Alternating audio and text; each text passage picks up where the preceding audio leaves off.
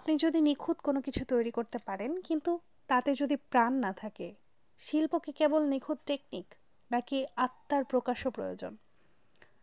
আজকের আলোচনায় আমরা বিশ্লেষণ করব রবার্ট ব্রাউনিং এর গভীর ড্রামাটিক মনোলগ, একটা কবিতা অ্যান্ড্রিয়া ডেল সার্তো। এটি শুধু এক চিত্রশিল্পীর গল্প নয়, বরং মানুষের সীমাবদ্ধতা, ভালোবাসা এবং অসম্পূর্ণতা নিয়ে দারুণ এক প্রতিফলন। এই কবিতাটি প্রকাশিত হয় 1855 সালে মেন অ্যান্ড উইমেন সংকলনে। অ্যান্ড্রিয়া ডেল সার্তো ছিলেন এক বাস্তব রেনেসা যুগের চিত্রশিল্পী।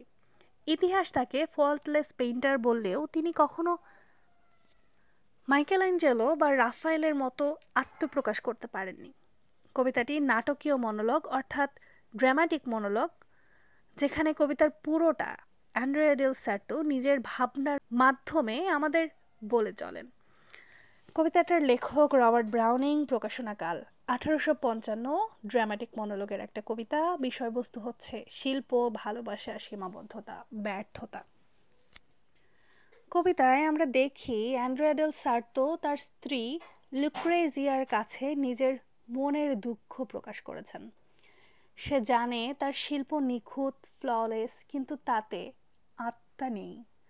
তার ব্রাশের চলন নিখুঁত, কিন্তু তার শিল্পে অনুভবের তীব্রতা নেই। এবং তার এই অপূর্ণতা সে বোঝে, এবং তার দুঃখের মূল কারণ হলো লুক্রেজিয়া। কবিতার কিছু হিডেন মিনিং রয়েছে। তোমরা যারা অনার্স থার্ড ইয়ারের ইংলিশ ডিপার্টমেন্টের স্টুডেন্টরা পরীক্ষার জন্য ট্রাস্টেড সাজেশন খুঁজছো, তারা চাইলে আমার চ্যানেলে থাকা সাজেশন ফলো করতে পারো। এখানে পার্ট বি ও সি এর সাজেশন দেওয়া আছে, যেটা তোমরা ফ্রিতেই পাবে। এগুলোর উত্তরের পিডিএফ নিতে আমাদের পেজে মেসেজ দাও, লিংক ডেসক্রিপশনে আছে। আর তোমরা পার্ট এ সহ বি সি এর শর্ট সাজেশন চাইলে আমাদের প্রাইম সাজেশন কিনতে পারো। এটা অনেক শর্ট এবং সহজ ভাষায় তৈরি করা, এবং কমন না আসলে আমরা দিচ্ছি মানি ব্যাক গ্যারান্টি। সাজেশন সম্পর্কে বিস্তারিত জানতে ডিসক্রিপশনে দেওয়া লিঙ্কগুলো ভিজিট করতে পারো। কবিতার কিছু হিডেন মিনিং রয়েছে, যেমন আর্ট ভার্সেস সোল, অর্থাৎ শিল্প ভার্সেস আত্মা। নিখুঁত শিল্প সবসময় শ্রেষ্ঠ হয় না, হৃদয়ের ছোঁয়া ছাড়া শিল্প ফাঁকা। লাভ অ্যান্ড এক্সপ্লয়টেশন, লুক্রেজিয়া তাকে ভালোবাসে না, সে কেবল স্বার্থের জন্য তার সঙ্গী। অ্যান্ড্রিয়া তা জানে, তবুও সে নিজেকে প্রতারিত হতে দেয়। অন্যদিকে আনফুলফিলড ও পটেনশিয়াল, অসমাপ্ত প্রতিভা। অ্যান্ড্রিয়া জানে সে আরও বেশি কিছু করতে পারত যদি তার জীবন আর সম্পর্ক ভিন্ন হতো। এরপরে আসে সেলফ অ্যাওয়ারনেস অ্যান্ড রেজিগনেশন। কবিতায় অ্যান্ড্রিয়া নিজের সীমাবদ্ধতা জানে, কিন্তু তাতে বিদ্রোহ করে না, বরং চুপচাপ মেনে নেয়। কবিতার টোন হচ্ছে নীরব, হতাশাজনক, আত্মসমালোচনামূলক। অ্যান্ড্রিয়া নিজের জীবনের অপূর্ণতা মেনে নেয় শান্তভাবে। কবিতার মুড হচ্ছে বিষাদ, দুর্বলতা, পরিত্যাগ, একাকিত্ব। এই মুড শিল্পীর অনুচ্চারিত বেদনা প্রকাশ করে। এবার দেখে নেওয়া যাক এই কবিতার মূল থিমগুলো, যেগুলো আজও আমাদের জীবনের সঙ্গে গভীরভাবে যুক্ত।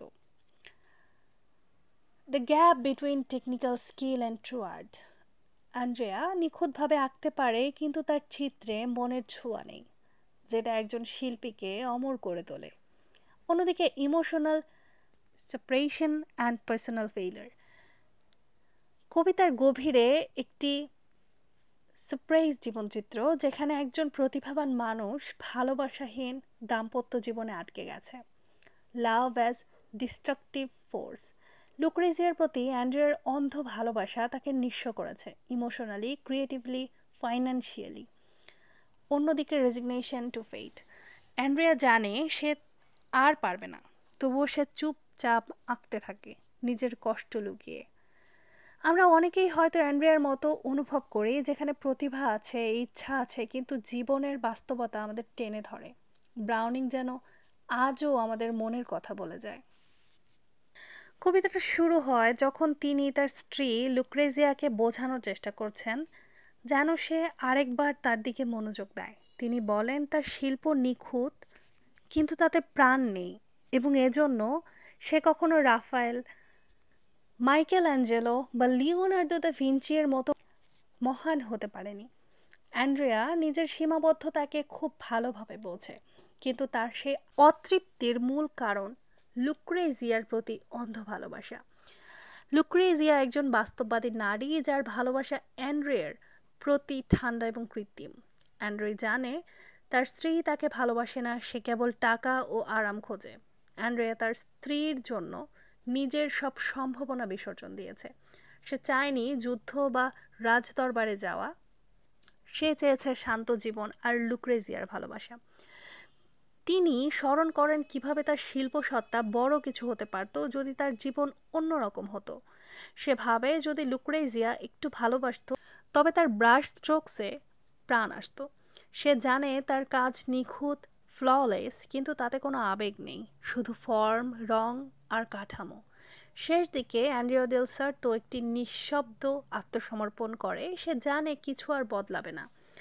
সে আবার নিজের চিত্র আঁকতে ফিরে যায়, কারণ এটিই তার একমাত্র সান্ত্বনা, এবং লুক্রেজিয়া আবার চলে যায় অন্য কারো সঙ্গে দেখা করতে, যা এই ভালোবাসাহীন সম্পর্কের নিষ্ঠুর বাস্তবতা দেখায়।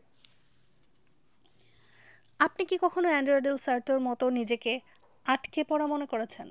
আপনার মতামত কমেন্টে জানান। আমরা অনেকেই হয়তো অ্যান্ড্রিয়ার মতো অনুভব করি, যেখানে প্রতিভা আছে, ইচ্ছা আছে, কিন্তু জীবনের বাস্তবতা আমাদের টেনে নেয়। ব্রাউনিং যেন আজও আমাদের মনের কথা বলে যান এই কবিতায়। ভিডিওটি ভালো লাগলে লাইক দিন, শেয়ার করুন এবং চ্যানেলটি সাবস্ক্রাইব করতে ভুলবেন না। পরের ভিডিওতে দেখা হবে আরেকটি ক্লাসিক কবিতার বিশ্লেষণ নিয়ে। ধন্যবাদ।